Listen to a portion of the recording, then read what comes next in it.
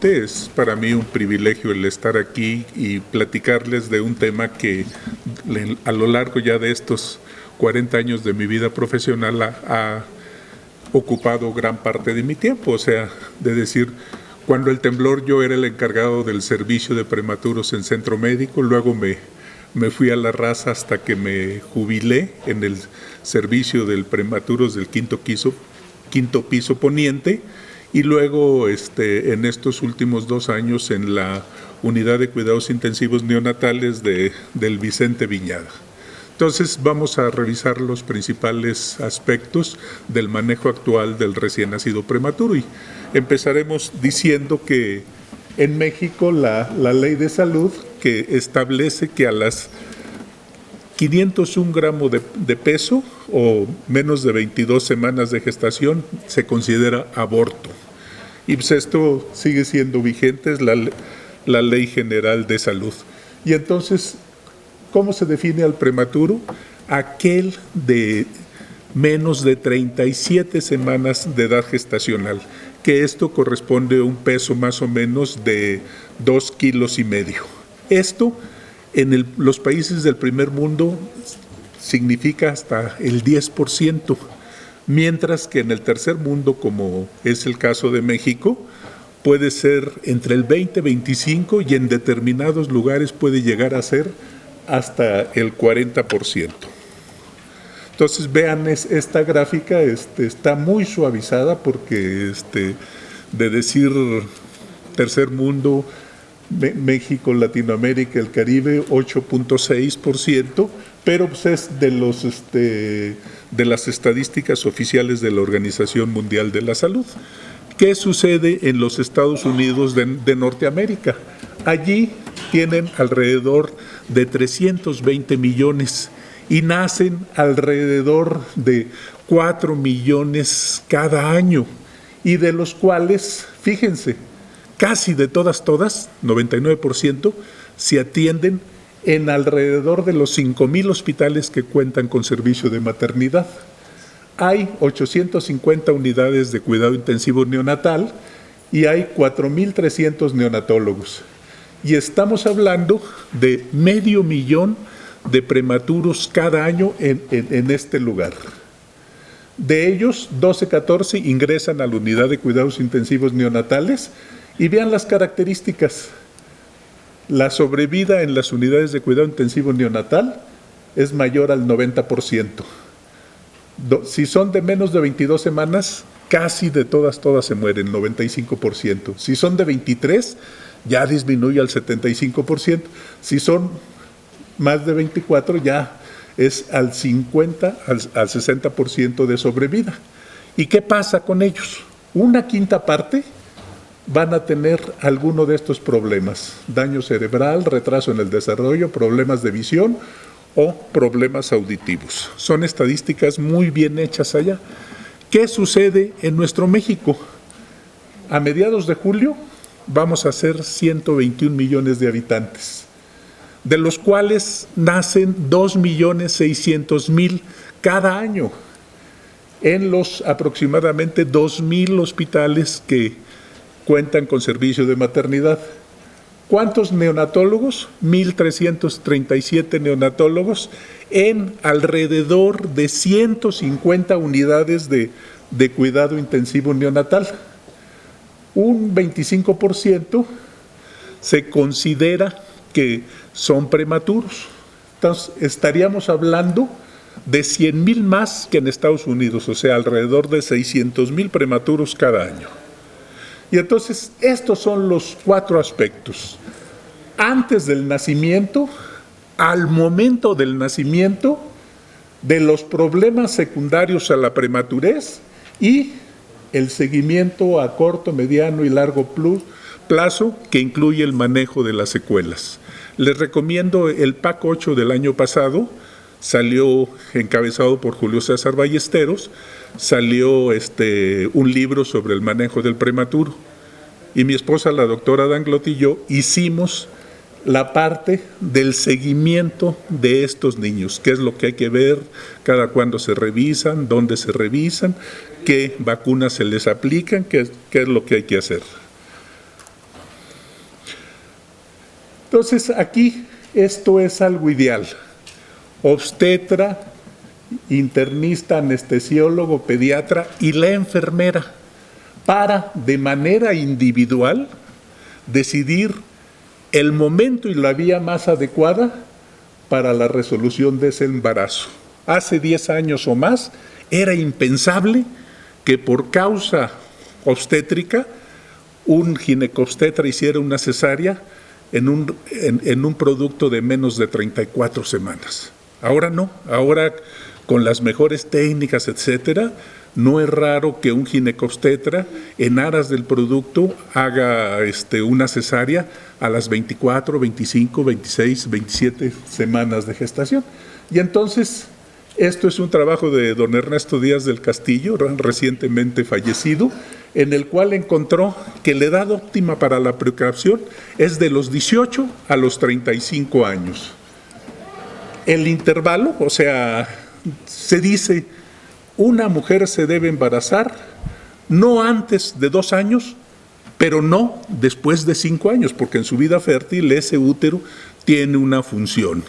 Si está recién parida y luego se embaraza, o sea, antes del año, año y medio, se considera un intervalo intergenésico corto. Si hay una deficiente nutrición, sí, esto es uno de los pilares, la adecuada atención prenatal para que el recién nacido nazca en óptimas condiciones.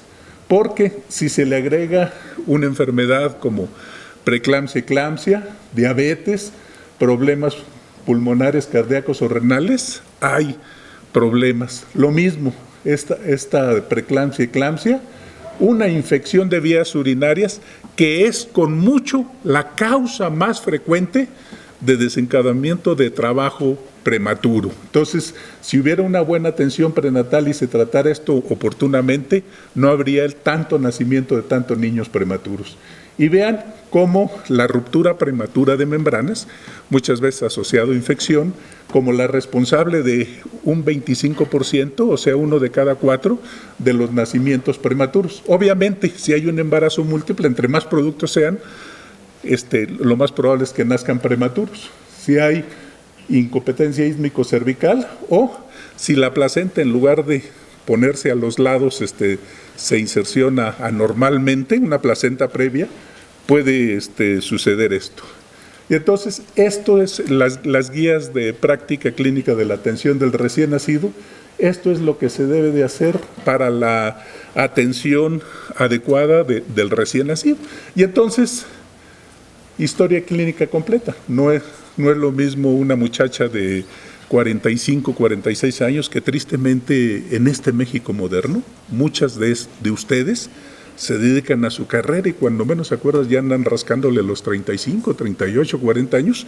Y curiosamente cuando se deciden embarazar, sus embarazos son de lo más normal, de lo más sin problemas. Pero la edad óptima, como dijimos, es de los 18 a los 35. No es lo mismo una muchachita de 11, 12, 13 años que después de su primera regla se embaraza, pues los tejidos todavía no están plenamente desarrollados y puede haber problema. Y la edad gestacional, de acuerdo a la fecha de última menstruación, que se clasifica en semana. La causa desencadenante de nacimiento prematuro, la valoración fetal obstétrica del doctor Velasco Cándano, atención del parto, es importante que una anestesia y medicamentos adecuados, un neonatólogo con equipo de reanimación en caso necesario. Un amigo mío decía, mira Manuel, cuando yo me quiero pulir en un nacimiento, no le hago nada, que es lo ideal. Pero si se necesita reanimación, se necesita todo eso, hay que tener todo el equipo para hacerlo adecuadamente. La valoración de Apgar, la doctora Virginia Apgar, una anestesióloga que en 53 dijo, ahorita van a ver, la valoración de dificultad respiratoria. Y nosotros tenemos el concepto que peso, talla, perímetro cefálico y la determinación de la edad gestacional nos permite predecir en grupos de riesgo. Les recomiendo un artículo de mi grupo en el cual publicamos en Revista Mexicana de Pediatría en el primer número del 2012, así se llama, clasificación del recién nacido. Y si sabemos que es un niño de término, 37 a 42 semanas, sabemos que se muere 1 de cada 300. Si es un prematuro, la mortalidad anda alrededor del 10%.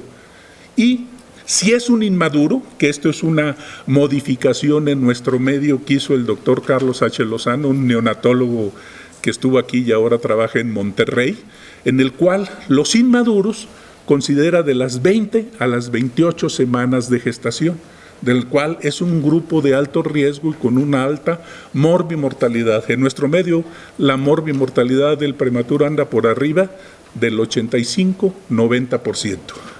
Y el posmaduro, o sea, aquel mayor de las 42 semanas, la mortalidad anda alrededor del 10% por la disfunción placentaria, o sea, la placenta se hace viejita y no alcanza a cubrir los requerimientos de ese producto. Entonces, vean, 28 semanas menos, inmaduro, prematuro de las 28 a las 37, de término 37 a 42 y de postérmino eso. Y dentro de cada grupo, el adecuado a la edad gestacional, grande para la edad gestacional, que aquí son 2 grupos, diabetes y la gran multípara, y el pequeño para la edad gestacional, que son los desnutridos sin útero, que habitualmente preeclampsia y eclampsia es una de las causas frecuentes. El levemente prematuro, mayor de 34 semanas, que es lo que se llama el prematuro tardío, que aparentemente decíamos, no, esto les va re bien, no, ya rascándoles y cuidándolos, en el seguimiento no están tan bien como pareciera. El moderadamente prematuro, 30 a 34 semanas, esto les puede ir bien o pueden estar con problemas serios. Y el prematuro externo es aquel menor de 30 semanas que debería de ser atendido en una unidad de cuidados intensivos neonatales. Y entonces vean, cuando nace un prematuro, estos 7 aspectos son lo que necesitamos revisar. Termorregulación, cómo está su función pulmonar, cómo está su corazoncito, cómo está su sistema nervioso central, cómo funciona su tubo digestivo, qué alteraciones metabólicas, calcio, fósforo, magnesio, iones, líquidos, etcétera, y por su misma vulnerabilidad, que lo vamos a revisar, la predisposición a tener infecciones. Entonces, termorregulación. Este es un mensaje importante. Nosotros atendemos a la madre, etcétera, y el producto, y por ejemplo un quirófano, frío, etcétera, si no tenemos cuidado, se nos enfría. Y puede haber problemas. Entonces, vean las características dentro del útero que está en jauja, no necesita preocuparse por nada. ¿Por qué? Porque la madre se encarga de proveer todo. Entonces, este es un concepto. Medio ambiente neutro o termoneutralidad, donde el recién nacido tiene el mínimo de gasto metabólico. Si hay diferencia de temperatura entre central y periférica, esto ya se considera que está en estrés y entonces hay una mayor frecuencia de problemas. Entonces, ¿qué hacemos? Nuestra actividad metabólica produce calor. El recién nacido no es como el adulto, que tiene frío, se tapa, se hace bolita, etc. El recién nacido tiene un sistema vía aferente, un control central y los medios para disipar ese calor. Entonces, vean, tiene receptores en piel, hay una respuesta de la piel al frío, también talámicos. En el hipotálamo, ahorita vamos a ver la siguiente diapositiva, y cómo controla, control vasomotor, aumento de la producción de calor y sudoración. Aquí en el hipotálamo vean dónde está el centro regulador de la temperatura corporal. Estos son los mecanismos de un adulto, lo que hace para funcionar y mantener Este es un equilibrio constante para mantener temperatura corporal. Vean cómo se pierde calor, conducción, o sea, el niño está pegadito a una estructura que le pasa su calor, evaporación, convección y irradiación. Y vean lo que significa de perdiendo a 30, 33, 36 grados. Este es un libro viejito. Tengo el privilegio de que lo tengo. Es regulación de la temperatura y metabolismo energético en el recién nacido. Y vea, ya desde aquel entonces se ocupaban de decir, entre más gastamos, más mal nos va. Entonces, esto es importante que sepan que es un mecanismo, un equilibrio para mantener el balance térmico.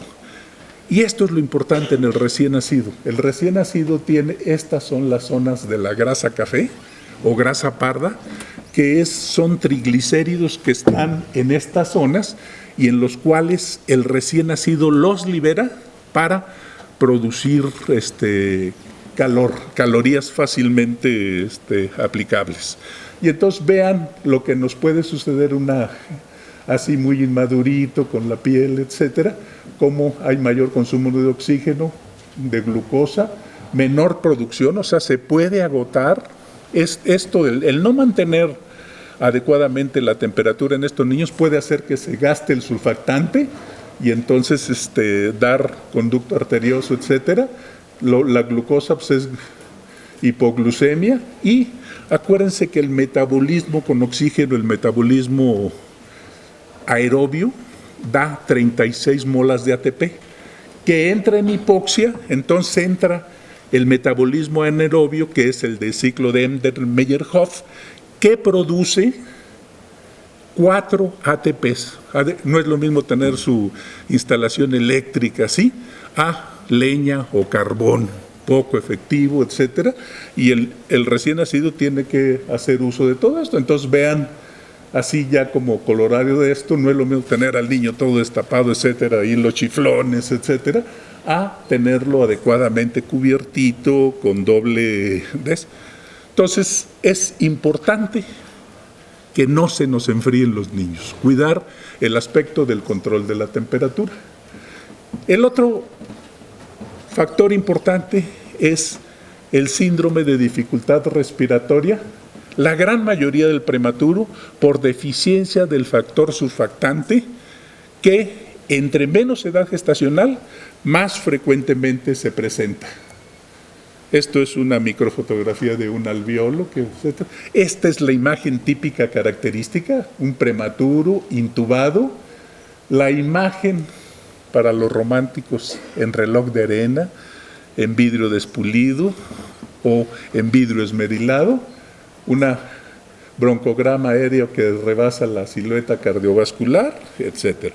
Y pues esto es una idea del doctor Ernesto Díaz del Castillo, se llama el SEGIR, Sistema de Evaluación de la Gravedad de la Insuficiencia Respiratoria, que es especialmente útil en hospitales de enseñanza-asistencia. ¿Por qué? Porque con el Apgar y con el CIRBEM y con los resultados de la gasometría, sabemos desde no hacerle nada, vigilarlo, oxígeno con casco, a intubación endotraqueal, etc.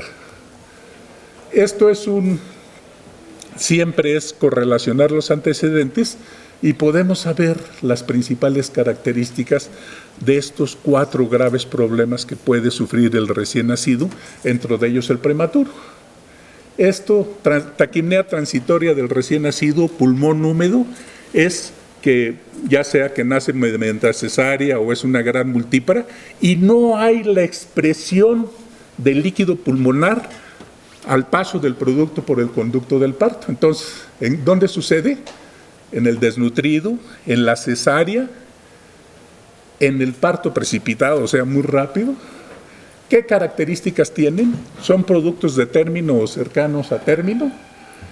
¿Qué hay? Hay una hiperventilación, hay una congestión peribronquial, pero la periferia está clarita, o sea, se va descongestionando. La membrana hialina, ¿en qué se ve? En el prematuro, en el hijo de madre diabética, en el obtenido mediante cesárea y en el segundo gemelo, o en el gemelo nacido en segundo término. Ya les comenté las características. Aspiración de meconio, ¿de qué nos habla? De sufrimiento fetal. ¿Qué sucede? Con la hipoxia se aumentan los movimientos intestinales del feto y se relaja el esfínter externo del ano. Entonces, el líquido amniótico se tiñe de meconio. Entonces, esto sucede en los cercanos a término o en el posmaduro, la disfunción placentaria. Y entonces, ¿qué sucede? Ustedes ven las zonas de atelectasia. Y neumonía, que es un niño que va bien allí y de repente se nos choca, etcétera. Un niño que tenía 3 semanas internado, etcétera. Esa es la tardía. La temprana, aquel que la mujer estuvo en trabajo de parto muy prolongado, tactos, instrumentación obstétrica, y que antes de 72 horas ven ustedes la imagen neumónica. Entonces, vean cómo correlacionando la clínica con la imagen radiológica podemos obtener. ¿Qué hacemos para el manejo de estos niños? Líquidos bajos, 60-70. Una de las reglas de cuidado intensivo neonatal, mantener el hematocrito por arriba de 40. ¿Para qué?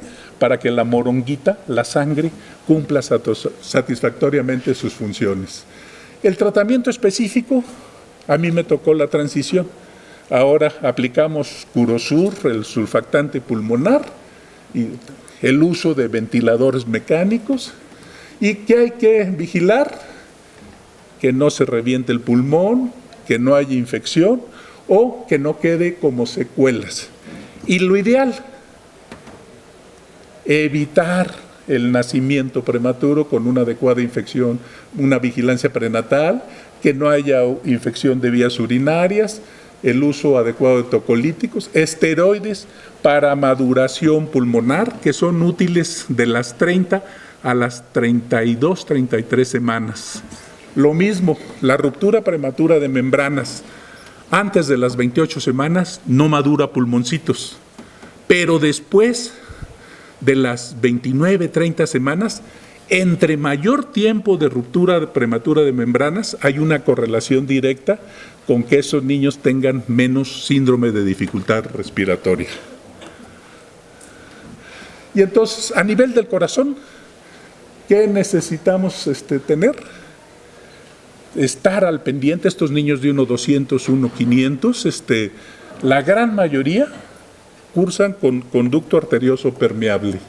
Vean, uno de 1.500, 5 a 10% de las cardiopatías congénitas, en el menor de 1.750 en el 45%, si es menor de 1.200 hasta el 80% de los casos, y si además tiene membrana hialina, casi de todas va a tener persistencia del conducto arterioso, que puede ser muy grave porque dificulta, complica y alarga la evolución de estos niños. Estas son las características clínicas que hay que estar a la casa.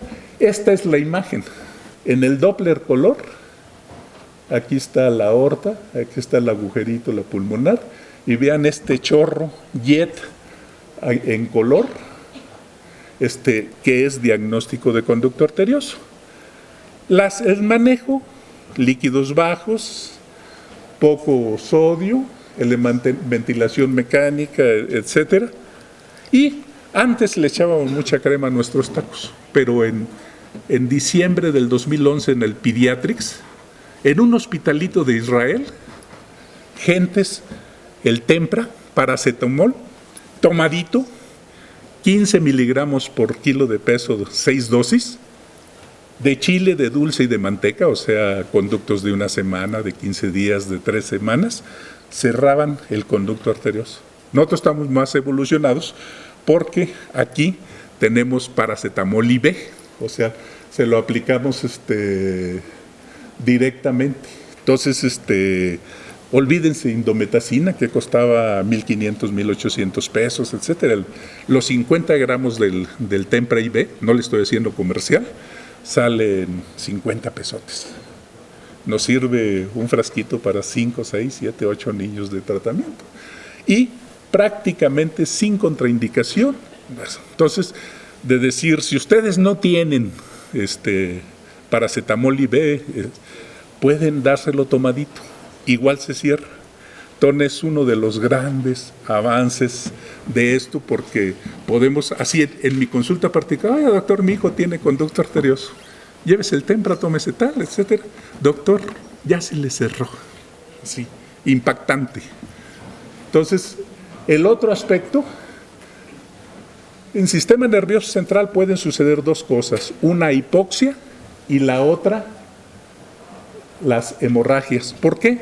Porque la matriz germinal subependimaria, la vena tiene una disposición muy, muy angulada. Entonces,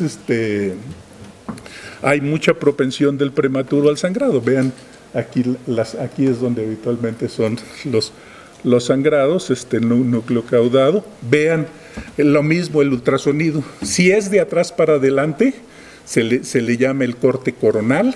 Si es alrededor de la línea media, hacia los lados, es parasagital. Entonces vean cómo aquí luego se ve, este es lado derecho, este es lado izquierdo, cómo se ve mucho más notable la hemorragia del lado izquierdo. Vean un corte parasagital, como aquí está la hemorragia. Entonces fácilmente nos sirve, vean. Y estas hemorragias son las que después se absorben y dan estos huecotes, que es lo que se llama la leucomalacia peroventricular. Y entonces es algo que podemos definir con bastante tranquilidad, de manera inocua, con el ultrasonido. ¿Y por qué? Porque clínicamente puede ser desde este cuadro silencioso, como que sí, como que no, y que está bien el niño y de repente se choca y lo que tiene es un sangrado masivo a nivel de intraventricular. El otro aspecto, aparato digestivo. Vean la programación que tenemos ontogénica para las funciones de digestión, absorción, secreción, barrera, protección. También se considera un órgano endocrino, también es parte del sistema inmunitario y se encarga de proporcionar los nutrientes a todo el organismo. Y entonces estos son los determinantes, la dotación genética, reloj biológico, los mecanismos reguladores y también las influencias ambientales, porque dependiendo de lo que le demos, esta es una microfotografía de un intestinito. ¿Y cuál es el principal problema? La enterocolitis necrosante. Es pleonasmo si dicen enterocolitis necrosante neonatal. ¿Por qué? Porque nada más se presenta en el recién nacido. Y tiene tres características fundamentales. Uno, que sea niño prematuro. El otro, que lo hayan transfundido o que esté policitémico.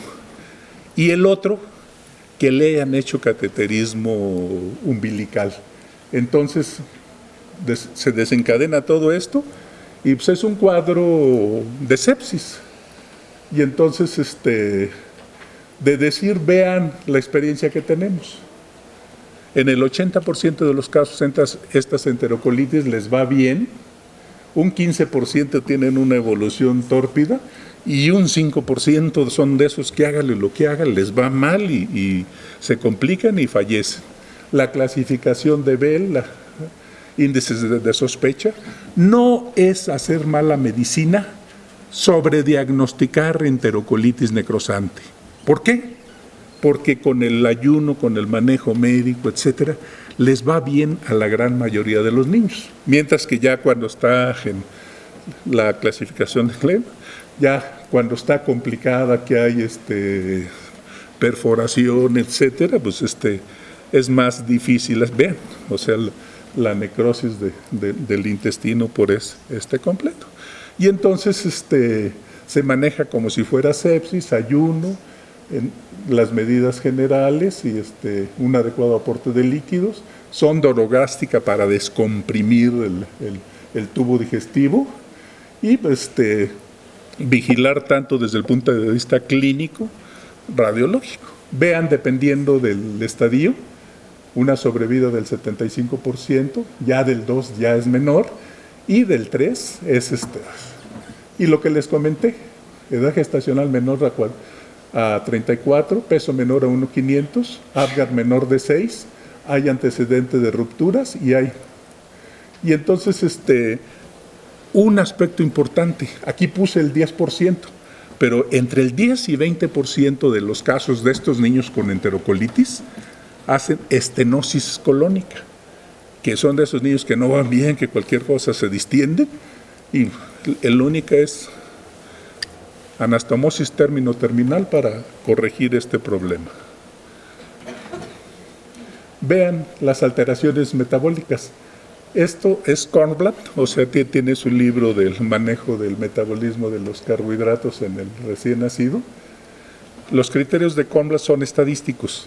En el pretérmino, antes de 72 horas, menos de 25 miligramos. Y en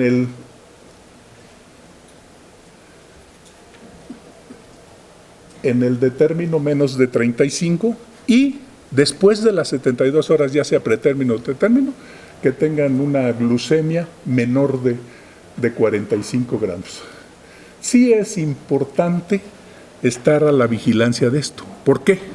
Porque si un niño hace apneas, convulsiones, es típico el niño, sobre todo el fetópata diabético, que empieza con un sudor frontal así de gota gruesa, etcétera, y que puede llegar a apnea o a convulsiones. Entonces, vean, de todas, si un niño con hipoglucemia es sintomático, o sea, apnea, convulsiones, de todas queda con secuelas neurológicas y graves. A diferencia que si se detecta en fase asintomática, no pasa mayor cosa. Entonces, ¿cuál es el tratamiento? Pues glucosa, alimentación temprana, mantener la glucemia adecuada y estar al pendiente. Lo que ya les comenté, que quedan con secuelas. Hipocalcemia, ya como neonatólogos vemos mucho menos hipocalcemias que las que veíamos antes cuando se administraba al recién nacido leche semidescremada. Esos, de todas, a los 3, 4, 5, 6 días, presentaban todas las manifestaciones, etcétera. ¿Cuál es el problema? Que el calcio iónico es muy difícil de determinar. Y el calcio total pues, es un índice muy grueso. Y pues uno de mis libros se llama Electrocardiografía neonatal. ¿Qué ventaja tiene el tomar se alarga el QT y te está diciendo los niveles de calcio iónico, o también se le llama calcio ultrafiltrable? Entonces, pues de decir, ustedes sospechan que hay hipocalcemia, no todo mundo. Tuve el privilegio de conocer a la doctora Lula Luchenko, y la señora en aquel entonces tenía 35 años de haber recién nacido, y me dijo, mira Manuel, no sé distinguir entre el temblor de un recién nacido normal a de un recién nacido hipocalcémico. Entonces, ustedes ven, sospechan, administren el gluconato de calcio. ¿Por qué? Porque el Chevosteg, el Trozó, o sea, todas las manifestaciones de espasmo cardiopedal se ven en menos del 20% de los casos. Y pues, ¿qué ayuda mucho? 10,000 unidades de vitamina D y el gluconato de calcio, que 1 mililitro es igual a 100 miligramos y la dosis es de 200 a 400 microgramos. Puede ser de dos maneras, IV o la décima parte de lo que están tomando. Si están tomando 30 mililitros, 0.3 mililitros de gluconato de calcio en cada biberón, y les va re bien, y además los componen en 3, 4, 5 días, utilizando la vitamina D. Y también tener presente que puede ser asociado con hipomagnesemia, entonces son de esos niños que no se componen, entonces ustedes administren el sulfato de magnesio y les va muy bien, se componen rápidamente. Aquí el doctor Volpe, porque antes teníamos el concepto de que hipocalcemia neonatal no daba secuelas neurológicas. En su libro más reciente, mejor dicho, en la edición más reciente de la neurología neonatal, Volpe ya dice que no es tan benigno, que la mitad quedan con secuelas neurológicas y la otra mitad no. El siguiente tema es ictericia. Recuerden que en un adulto, 1.5 miligramos, ya se le nota lo amarillito de la piel. No solo el ROGAM, sino la fototerapia. Estoy hablando en 76, 78, en México ya teníamos ROGAM, que tardó ser 4 o 5 años en ser aprobada en los Estados Unidos, y pues de decir, es muy frecuente que los recién nacidos se pongan amarillos. Entonces, gracias. Los criterios de Kramer, que aquí están las características. Está publicado en mi libro de temas selectos sobre el recién nacido prematuro. Y entonces una cruz es clinicota, 5 a 10 miligramos con buena correlación. 2 cruces de 10 a 15, y cuando está todo amarillito, las comisuras, etcétera, son 3 cruces. ¿Y qué sucede? Pues, o sea, este es el grado máximo, el hidros fetalis por isoinmunización. O sea, yo cuando doy la plática de ictericias les digo que cuando nos gusta una muchacha, después de, oye, ¿cómo te llamas? Lo siguiente es, ¿qué tipo y RH tienes? ¿Por qué? Porque si la muchacha es O negativo, RH negativo, aguas. ¿Por qué? Porque el primer embarazo no pasa nada, pero en el segundo, tercero puede sensibilizarse, etcétera. Y lo que sucede con mucho más frecuente, que la mujer sea sangre universal O y el galán A o B.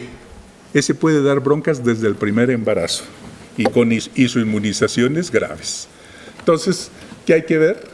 Reactividad neurológica, estado de hidratación, grado de ictericia, si hay hemorragia, y pues buscar intencionadamente les digo, miren cómo le gusta esto las autopsias, cómo la bilirrubina indirecta se va a impregnar a los ganglios basales y da esta patología que se llama kernicterus, que es el daño de esta bilirrubina indirecta que es tóxica con estas situaciones. O sea, acaba de fallecer hace 2 o 3 años Gaby Brimer, que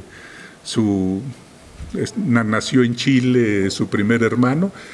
Si vinieron acá a México, la madre era ORH negativa y pues nomás manejaba su pie izquierdo y pues le escribió canciones a la Revolución de Emiliano Zapata, tuvo su libro, sacó su película, Gaby Brimer, una historia verdadera.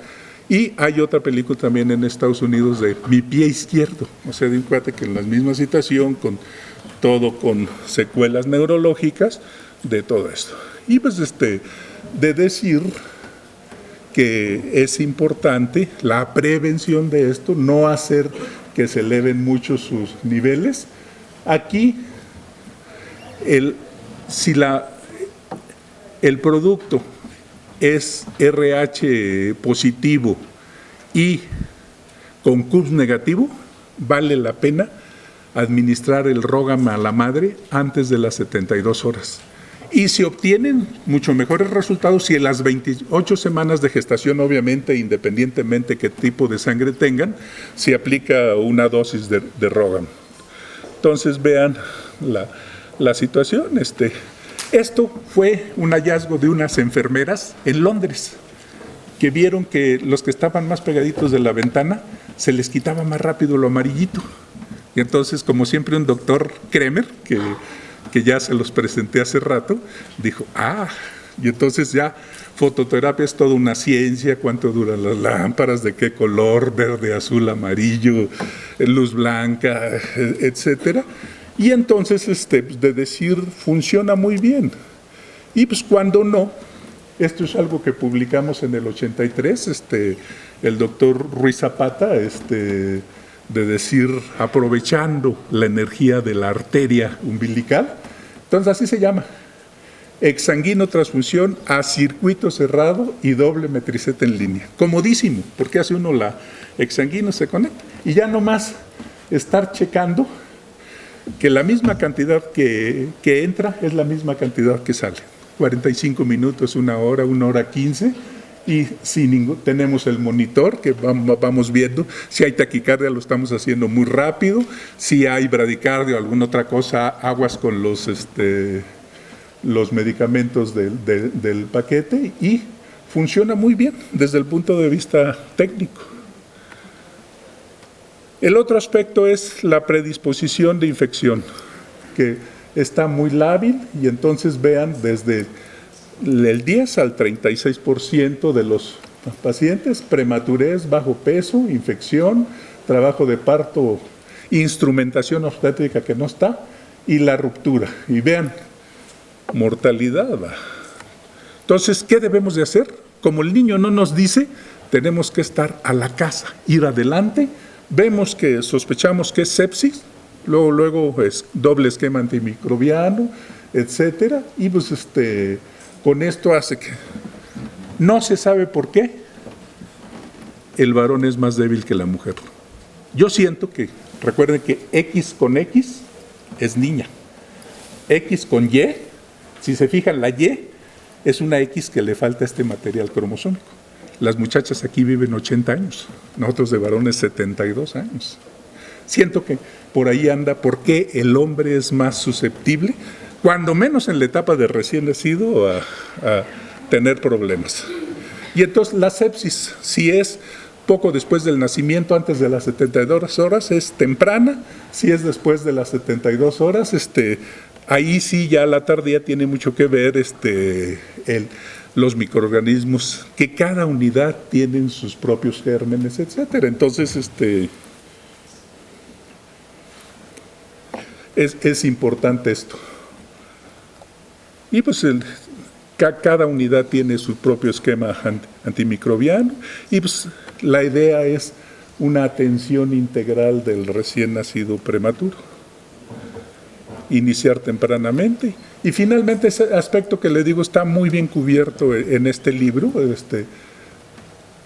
retinopatía de la prematurez, seguimiento de audición, problemas del lenguaje, de neurodesarrollo y de las inmunizaciones. Entonces, con esto decimos que estos niños se deben considerar como un embarazo de alto riesgo, tener un seguimiento especial y pues hacer que esto vaya bien. Muchas gracias por su atención.